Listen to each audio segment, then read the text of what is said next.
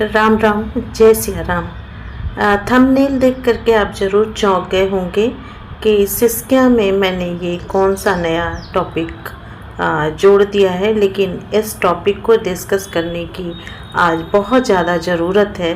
पहले तो हम थोड़ा सा बिग बॉस के इंट्रोड्यूस करा दें आपसे कि बिग बॉस फ्रेंचाइजी का एक भारतीय टेलीविज़न रियलिटी शो है जो भारत में कलर्स टीवी पर प्रसारित होता है। यह Dutch reality game show big brother के प्रारूप का अनुसरण करता है, जिसे पहली बार नीदरलैंड में एंडेमोल द्वारा विकसित किया गया था।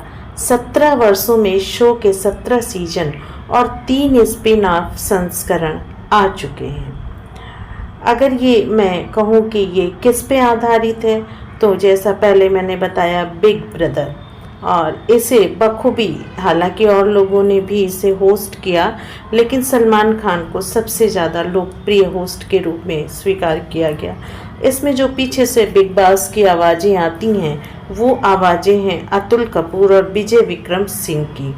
तो ये जो बिग बॉस का जो ये सीरियल है जो बहुत ज़्यादा फेमस है, मैं आज इसके बारे में बहुत सारी बातें, बहुत सारे डिस्कशन आपसे करूँगी, और मुझे लगता है कि करना भी चाहिए। आज जिस प्रकार से लोग बिग बॉस के कल्चर में इन्वॉल्व होते जा रहे हैं, क्या आपको पता है कि सबसे ज़्यादा यूट्यूब पे देखा जाने वाला जो शो है, रियलिटी शो है, वो बिग बॉस ही है। और सोचिए इसकी सफलता का राज कि आज 17 सालों से ये चलता आ रहा है। बीच में 1-2 शो में इसकी पॉपुलैरिटी थोड़ी कम हुई, और शायद इसीलिए बिग बॉस ने इसे सबसे ज़्यादा फेमस यूट्यूब देखने वालों को, हम आप सब जानते हैं कि जब से कोरोना आया है तब से हम थोड़ा डिजिटल या ये कहें यूट्यूब सोशल साइट से बहुत ज़्यादा प्रभावित हो गए हैं, बहुत ज़्यादा जुड़ गए हैं। पॉपुलैरिटी की बात कहूँ मैं तो ये यूट्यूब के द्वारा आज हर कोई बहुत ज़्यादा कमाई भी कर रहा है और सेलिब्रिटी भी बन जा रहा है। अब वो जो फिल्मों और बाकी और क्रिकेट वगैरह की बात थी, तो बिग बॉस उसे बहुत अच्छा टक्कर दे रहा है, और इसके साथ ही साथ इसमें एक प्राइज़ मनी बहुत ज़्यादा होती है। तो अभी जो चल रहा है सीज़न OTT 3 का, और मैं आपसे, बिग बॉस मुझे कभी से भी पसंद नहीं रहा है। आप में से हो सकता है कुछ लोग मेरी आलोचना करें, लेकिन देखिए बिग बॉस देखना और बात है। अगर मैं आपसे कहूं कि किसी भी सभ्य कल्चर्ड फैमिली में अगर बिग बॉस का कल्चर अपनाना चाहे तो कोई भी नहीं अपनाएगा, हर कोई इसकी आलोचना करेगा। और कोई भी प्रबुद्ध वर्ग जो है, क्यों ऐसा मैं क्यों कह रही हूँ, इसलिए कह रही हूँ कि बिग बॉस ने जो अपना TRP बढ़ाने के लिए, जो अपनी अर्निंग बढ़ाने के लिए यूट्यूब के कंटेस्टेंट को यहाँ पे शामिल किया है, ये एक एक्सपेरिमेंट था, और पिछले जो सीज़न था उसमें ये बहुत अच्छा काम किया, लोगों का इंटरेस्ट बढ़ा, लोगों ने उसे देखा। और इस बार तो आप देख लीजिए कि यूट्यूब और सोशल साइट से ही ज़्यादातर लोग आए हुए हैं। चाहे मैं अरमान मलिक और उनकी दोनों बीवियों की बात कर लूँ, दीपक चौरसिया की बात कर लूँ, शिवानी कुमारी की बात कर लूँ, या अभी और भी लोग जो जुड़े हैं मैं उनकी बात कर लूँ। जब शुरुआत में एंट्री हुई थी तो वहाँ पे नीरज अरोड़ा, हम सब जानते हैं, एक बहुत ही होनहार देश के रियलिटी हीरो हैं, रियल हीरो हैं, लेकिन जैसे कि उन्हें पहले ही एपिसोड में बाहर कर दिया गया, तो ये मसला एकदम आपके सामने साफ है कि यहाँ पे रियलिटी, रियल लाइफ हीरो को जगह नहीं मिलती। लोग आज के डेट में नहीं पसंद करते मेहनत करने वालों को, जो शॉर्टकट से जो बन जाते हैं, आज उनका बोलबाला है। चाहे वो शिवानी कुमारी हों, अरमान मलिक हों। आप सोचिए अगर ये अरमान मलिक यूट्यूब पे इतने फेमस नहीं होते तो क्या लोग इनको इतना ज़्यादा जानते और क्या बिग बॉस अपने शो में सिर्फ इसलिए बुलाता कि उसने 2 शादियां की हैं और दोनों बीवियों के साथ रहता है? नहीं, आप खुद अपने अगल बगल देख लीजिए, अगर किसी ने सब कुछ ठीक रहते हुए 2 शादियां की हैं तो एक तरह से लोग उससे थोड़ी दूरी बना के रहते हैं। लेकिन यहाँ पे बहुत ज़्यादा हाईलाइट हो रहे हैं और हमारे नीरज अरोड़ा जो देश के हीरो हैं, जो जिन्होंने तिरंगे का नाम ऊंचा किया, उन्हें पहले ही एपिसोड में बाहर कर दिया गया। दीपक चौरसिया की बात करूं तो अगर आप लोग न्यूज़ चैनल से थोड़ा सा भी वाकिफ़ होंगे तो आपको याद होगा कि एक बार 9 बजे वाले शो में न्यूज़ लाइव में दीपक चौरसिया पूरे ड्रंक होकर के आए थे और वहीं पे उन्होंने न्यूज़ किया। दूसरी चीज़ है कि दीपक चौरसिया की जो शब्दों का चयन है अपने न्यूज़ के लिए, वो बहुत ही निहायत ही घटिया स्तर का है, जो किसी को भी एक तरह से रिस्पेक्ट नहीं देता। एक तरह से अगर मैं कहूँ तो गोदी मीडिया का हिस्सा है।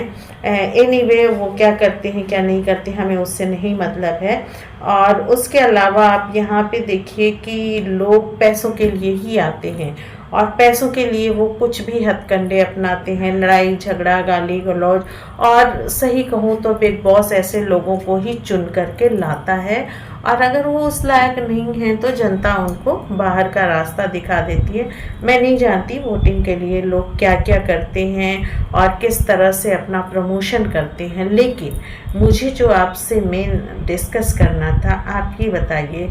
एक तरह से अरमान मलिक और उनकी दोनों बीवियों को सेलिब्रिटी बना रखा है। क्या आपको नहीं लगता कि इससे हमारी यंग जनरेशन, युवा पीढ़ी जो है, जो बेरोजगारी का दंभ झेल रही है, जिसको रोजगार एक समस्या है, पेपर लीक है, वो क्या यहाँ पे एक तरह से उसका माइंड नहीं कैप्चर किया जा रहा है? वो नहीं सोचेगा कि जब इतना इजी तरीका है तो हम मेहनत क्यों करें, हम इतनी पढ़ाई लिखाई क्यों करें, हम 18-18 घंटे क्यों पढ़ें। सब कुछ पढ़ने के बाद जब हम एग्ज़ाम दे के आते हैं तो मालूम हुआ पेपर लीक हो गया, हमारी सारी मेहनत ख़राब हो गई। इसके अलावा अगर आप पढ़ लिख के कुछ हो भी गए तो नौकरी कहाँ रखी है? नौकरी के लिए इतनी मारा मारी है और वो देख रहे हैं कि यहाँ पे चाहे वो गांव का कोई ऐसा व्यक्ति हो जिसे बोलने भी नहीं आता हो, आज वो सेलिब्रिटी बन गया, आज वो लाखों करोड़ों कमा रहा है और उसका नाम है, तो लोग इससे अट्रैक्ट होते हैं। देखिए, जो ये माइंड होता है टीनेजर का या अर्ली यंग जनरेशन का, वो बहुत जल्दी चीज़ों से अपने आप को अट्रैक्ट कर लेता है। उसको चमक दमक वाली चीज़ें, बहुत ज़्यादा शोहरत वाली चीज़ें उसको बड़ा अट्रैक्ट करती हैं। वो ये नहीं जानता कि इसके पीछे क्या है, क्या नहीं है, क्या राज है, किस तरह से फिर इसको करने के बाद क्या मुश्किलें आएंगी। उसे ये सब चीज़ें नहीं पता होती हैं, उसे बस एक अट्रैक्शन मिलता है और वहाँ कहते हैं कि वो वहाँ पे चल देता है। तो इसलिए और भी ज़रूरी हो गया था कि मैं इस बिग बॉस के उस पे टॉपिक पे एक वीडियो बनाऊं और अपने सिस्किया के सब्सक्राइबर तक वो मैं पहुंचाऊं। मुझे नहीं पता आप में से कितने लोग बिग बॉस देखते हैं। जो देखते हैं मैं उनसे क्वेश्चन पूछती हूँ कि आप क्या सीखते हैं? क्या आपको अब्यूज़ वर्ड सुनना अच्छा लगता है, चीखना चिल्लाना अच्छा लगता है, या फिर लड़कियों का, महिलाओं का इस तरह से वहाँ पे बिहेव करना आपको अच्छा लगता है? क्या आपके घर की औरतें, लड़कियाँ इस तरह से होती हैं जिस तरह बिग बॉस में होते हैं? या आपको मुझे नाम नहीं याद आ रहा है, जब एक बार स्विमिंग पूल में जो 2 कपल थे उनकी इस तरह की अश्लील हरकतें दिखाई गई थी, या फिर डॉली बिंद्रा हो उसका चीखना चिल्लाना, या फिर पिछले सीज़न में एल्विश यादव का, और उसके बाद एल्विश यादव को एक्सपोज किया गया, नोएडा की पुलिस ने पकड़ा। जब एल्विश यादव वहाँ पे आए होंगे तो कितने युवाओं के लिए वो एक अट्रैक्शन था, लेकिन क्या उन्होंने कभी ये सोचा था कि ये इनका इतना खर्चा और इतनी शोबाजी की लाइफ कहाँ से और कैसे चल रही है? उन युवाओं के ऊपर क्या कुठाराघात नहीं हुआ होगा? जब उन्होंने ये न्यूज़ सुना कि ये स्नैक पार्टी करते हैं और इस तरह की हरकतें करते हैं, सांपों की तस्करी करते हैं, या फिर मान लीजिए किसी और कंटेस्टेंट की बात आपको याद होगा, एजाज़ अहमद ने अली को जब थप्पड़ मारा था तो उस समय बिग बॉस ने वहाँ पे अपना एक्शन लिया था और एजाज़ खान को शो से बाहर निकाल दिया था। लेकिन अभी जो वर्तमान में चल रहा है, अभी अरमान मलिक ने जो विशाल को थप्पड़ मारा है उस पर बिग बॉस ने कोई एक्शन नहीं लिया है। इसके अलावा इस शो में जो चंद्रिका कुमारी हैं, दिल्ली की बड़ा पाव गर्ल, अगर कुछ लोगों को ये लगेगा कि भाई इनसे इंस्पायर होंगे कि देखो ये लाखों का हज़ारों पर डे कमाती है, तो हम भी इस तरह से शॉप खोल लें, हम भी इस तरह से कुछ पकौड़ी, बड़ा पाव या जो भी है वो हम सेल करें, और कुछ नहीं तो हमें तो इस तरह से एक प्लेटफॉर्म मिल जाएगा, एक हमें एक शो केस मिल जाएगा और मैं सेलिब्रिटी बन जाऊंगा या बन जाऊंगी। लेकिन मैं सही कहूँ कि जो दिखता है जनरली वो होता नहीं। आप खुद सोचिए क्या इतना आसान है। और बिग बॉस तो अपने टीआरपी के लिए काम कर रहा है, नहीं तो अभी उसने घर में जिन जिन लोगों को बुलाया है, क्या वो लोग कहीं से इस तरह के सेलिब्रिटी हैं जो हमारे युवाओं के लिए आइडियल मैन बन सके? कहीं से नहीं है। लेकिन बिग बॉस को अपना शो चलाना है। लेकिन इसका रिज़ल्ट क्या होगा? इसका रिज़ल्ट ये होगा कि जो बढ़ने वाली जनरेशन है, जो ग्रोइंग जनरेशन है, उसके दिमाग पे इसका बुरा असर पड़ेगा और उन्हें ये लगेगा कि हाँ, इस तरह के अब्यूज़ वर्ड करना और मारपीट करना, हिंसा करना, मैं सही मायने में कहूँ तो बिग बॉस सोसाइटी में जो है युवाओं को वो हिंसा परोस रहा है। वो ये बता रहा है कि हिंसा गलत नहीं है, हिंसा आपको एक सेलिब्रिटी बनाती है, और जो सेलिब्रिटी हैं, अगर आपको कुछ अलग करना है, कुछ अलग दिखना है, तो आपको हिंसा का सहारा है, व्यूज़ का सहारा लेना पड़ेगा। लेकिन मैं पूछती हूँ, क्या ये लोग जो शो में इतनी भद्दी बातें करते हैं, इतने गलत शब्दों का प्रयोग करते हैं, यानी इनके घर के संस्कार ऐसे ही हैं? अगर आप कहेंगे कि नहीं, ये पैसे कमाने के लिए कर रहे हैं, तो भी गलत है। बच्चों के सामने एक गलत इम्प्रेशन जा रहा है, एक गलत मैसेज जा रहा है, लेकिन इस पर रोक कौन लगाए? सोचने वाली बात ये है। अब बात करते हैं शिवानी कुमारी की। शिवानी कुमारी को देश ने इतना दिया है। शिवानी कुमारी जिसे पहले बोलना भी नहीं आता था, फ़ोन नहीं पकड़ना आता था, आज वो एक सेलिब्रिटी के रूप में है और देश ने उसे बहुत प्यार दिया है। तो क्या उसको इतने से मन नहीं भरा? बिग बॉस जैसे घटिया कल्चर में क्या उसे नहीं लगता कि हो सकता है भाई, कभी कभी क्या होता है कि सरवाइव करने के लिए आपको उसी तरह की चीज़ें फॉलो करनी पड़ती है।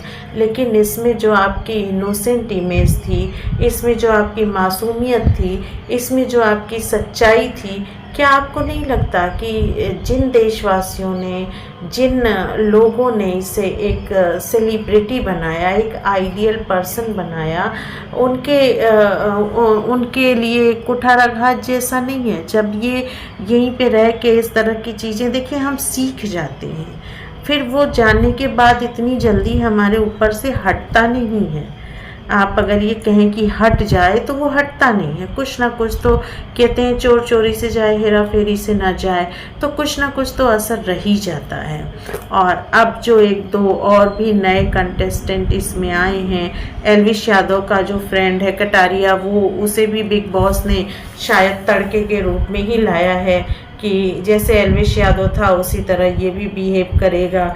और मेन चीज़ है कि बिग बॉस को घर में धमाका करना है, हर बार हर एपिसोड में किसी ना किसी को लड़ाना है, एब्यूज़ वर्ड दिखाना है, मारपीट दिखानी है, बर्तनों को पटकना है, खाना फेंकना है, नफ़रत वाली बातें फैलानी है, पहली चीज़। दूसरी चीज़ कि ये हर एपिसोड में किसी न किसी मैरिड कपल को लाते हैं, और आप ये बताइए कि क्या मैरिड कपल वहाँ पे ये दिखाना है इनको कि देखो रोमांस कैसे होता है? तो एनीवे लोग इसको सबसे ज़्यादा रियलिटी शो में पसंद कर रहे हैं, तो जाहिर सी बात है कि लोगों को अच्छा लग रहा होगा। या मैं अगर साइकोलॉजी के हिसाब से कहूँ तो इंसान के अंदर जो कुंठित भावनाएं रह जाती हैं, जिन्हें वो खुद नहीं प्ले कर पाते, वो कहीं ना कहीं उन्हें देखने में अच्छा लगता है।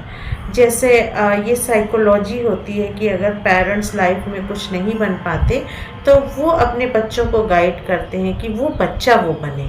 सेम यही चीज़ है, आज यूट्यूब पे हिंसा देखी जाती है, नफ़रत देखी जाती है, अश्लीलता देखी जाती है और परोसी भी जाती है। बहुत सारे ऐसे चैनल हैं बीच में जो आए थे, जो पति पत्नी दोनों साथ में रहते हैं और पति खुद अपनी पत्नी का अंग प्रदर्शन करवाता है।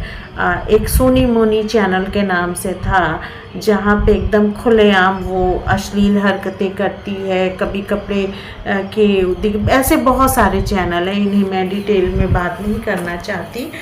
मान लीजिए उनके मूल में एक गरीबी होती है, उन्हें लगता है कि भाई उन्हें क्या लगता है, बात तो सही है कि गरीबी सबसे बड़ा दुख है जीवन में आज के डेट में। तो उस गरीबी को अगर दूर करने के लिए वो ऐसा करते हैं तो ये भी तो सोचना चाहिए कि उसका असर क्या हुआ। उसका असर ये हुआ कि जो निचले तबके के लोग थे, उनकी औरतों ने धड़ाधड़ इसी तरह की वीडियोस डालना शुरू कर दिया, कपड़े खोल करके, मुंह ढक करके और बदन खोल करके। लेकिन इसका असर क्या पड़ता है? कोरोना के बाद से ऑनलाइन क्लासेस चल रही हैं, बच्चों की पढ़ाई चल रही है। वो जब पढ़ाई के लिए मोबाइल ऑन करते हैं तो वहाँ पे उनको इस तरह की अश्लील मटेरियल दिखती है। आप भी जानते हैं कि ये एज है जिसमें क्यूरियोसिटी होती है, वही चीज़ें बार बार सामने आती हैं, तो उन पे क्या असर पड़ेगा, उनका विकृत विकास होगा क्या? इस तरफ किसी ने सोचा है? मैं आपको सही बताऊं, मैं करीब 120 वीडियोज की मैंने कंप्लेन करी यूट्यूब पे, और मैं यूट्यूब को थैंक यू भी करती हूँ कि उन्होंने इस तरह के अश्लील वीडियोज को ब्लॉक कर दिया। लेकिन जब हम उन तक रिपोर्ट करेंगे तब तो, वैसे तो प्रोसेसिंग वो करते हैं तो वो पूरे चैनल को देखते हैं, लेकिन उन्हें भी तो अपनी अर्निंग देखनी है। उन्होंने ये ऑप्शन दे रखा है, लेकिन रिपोर्ट करे कौन? आखिर लोग देख रहे हैं, बड़े प्यार से देख रहे हैं, तभी तो उनके वीडियोज पर लाखों में, मिलियन बिलियन में व्यूज़ आ रहे हैं। मैं पूछती हूँ कि उसमें ऐसा क्या है? तो ये सारी जो चीज़ें हैं, ये हमारे बच्चों को, हमारे आने वाली जनरेशन को कुछ भी ऐसा नॉलेज नहीं देती है। देखिए, ऐसा नहीं है कि यूट्यूब पे अच्छे मटेरियल नहीं है, एजुकेशनल मटेरियल भी हैं और बहुत सारी क्वालिटी वाली चीज़ें हैं, मोटिवेशनल भी हैं। लेकिन बस वही बात है ना कि होटल के खाने की खुशबू और रंगत तो होती है, उसमें स्वास्थ्य नहीं होता। घर के खाने में वो अट्रैक्शन नहीं होता, लेकिन हेल्दीनेस होता है, टेस्ट होता है। फिर भी होटल में लोग ज़्यादा खाना प्रेफर करते हैं। ठीक उसी तरह से लोगों को जो भी चाहते हैं, आज हम नहीं समझ पाते कि हम आज जो कर रहे हैं उसका रिज़ल्ट हमें क्या मिलेगा। वो बिग बॉस हो या कोई भी हिंसात्मक वेब सीरीज हो, या फिर मैं कहती हूँ कि अगर एनिमल मूवी की इतनी ज़्यादा आलोचना हुई, लेकिन क्या उसको रोकने के लिए लोगों ने उसका बहिष्कार किया? नहीं किया। ठीक उसी तरह बिग बॉस को रियलिटी शो में नंबर 1 पे है, यानी देखने वाले बहुत से लोग हैं। तो जब आप देख रहे हैं टीआरपी बढ़ रही है तो उसको तो आगे ही बढ़ाएंगे ना। तो मेरा यही कहने का मतलब था कि क्या आपको देखना है, आपको क्या देखना चाहिए, उस पे आप पहले तो अपने बच्चों को गाइडेंस दीजिए कि उन्हें क्या देखना चाहिए, उन्हें क्या मटेरियल। इसका सीधा सा आप एग्जाम्पल दे सकते हैं कि नीरज अरोड़ा जैसा हमारा रियल लाइफ हीरो जो है, उसे जनता ने नकार दिया, और अरमान मलिक जैसे व्यक्ति को जो खुलेआम 2 पत्नियों का प्रदर्शन कर रहा है, रोमांस कर रहा है, अश्लीलता दिखा रहे हैं, उसे आप प्रमोट कर रहे हैं, जो हिंसा भी कर रहा है, मारपीट भी कर रहा है। एनीवे, जो मुझे लगा वो मैंने आप लोगों से शेयर करा। बाकी तो आप अपनी मर्जी के मालिक हैं, आप कोई ऐसे बच्चे नहीं हैं, आप सब समझदार हैं जो ये वीडियो देख रहे हैं। लेकिन मेरी आपसे एक बार फिर से रिक्वेस्ट है कि अपने बच्चों को कम से कम इतनी शिक्षा दें कि वो भी ये समझ सकें कि उनके लिए क्या अच्छा है, क्या बुरा है, उन्हें क्या देखना है, उन्हें क्या ग्रहण करना है। ठीक चाय की तरह, जैसे हम चाय बनाते हैं, उसमें चाय की पत्ती डालते हैं, अदरक डालते हैं, इलायची डालते हैं, लेकिन बन जाने के बाद हम उसको छन्नी में छानते हैं और जो वेस्ट मटेरियल होता है उसको फेंक देते हैं। तो कम से कम आप किसी चीज़ को रोक नहीं सकते तो अपने बच्चों को इतना सिखाइए कि वो देखें ज़रूर, फॉलो उसको करें जो उनके लिए बेनिफिशियल है, क्योंकि हमारा सबकॉन्शियस माइंड उसको आप जो देंगे वो उसकी मेमोरी कार्ड में जा कर के बैठ जाता है। और जैसा मैंने कहा कि 10 बागों के फूल की खुशबू भी सुगंधित नहीं करती, जबकि एक इवेंट का सड़ा हुआ खाना आसपास बदबू कर देता है, आपके नाक बंद करने के लिए मजबूर कर देता है। तो ये आप खुद सोचिए, आपके बच्चों की जिम्मेदारी आप पे है और उसके साथ साथ ये भी आपकी जिम्मेदारी है कि आप उनको क्या दें, क्या बताएं, क्या समझाएं, वो लाइफ में कहाँ किस रास्ते पर बढ़ें, क्या उनके लिए अच्छा है, क्या उनके लिए ख़राब है, ये समझाना भी आप ही की जिम्मेदारी है, क्योंकि हम दूसरों से आशा नहीं कर सकते। जो हमारी जिम्मेदारी है हम उसी जिम्मेदारी को निभाएंगे। तो चलते चलते एक बार फिर आपको मैं बताना चाहती हूँ कि ये बिग बॉस पे मुझे जो लगा मुझे आप तक पहुँचाना चाहिए, वो मैंने ये वीडियो बनाया। और आपका बहुत बहुत धन्यवाद कि आप हमारे वीडियोज़ वॉच कर रहे हैं, हमारी लाइव स्ट्रीम देख रहे हैं और हमें सपोर्ट कर रहे हैं। तो एक बार फिर से आपसे रिक्वेस्ट करती हूँ, प्लीज़ हमारे चैनल को सपोर्ट कीजिए, सब्सक्राइब कीजिए, लाइक कीजिए, शेयर कीजिए और ख़ुद भी वॉच कीजिए। अपना ख्याल रखें और राम राम।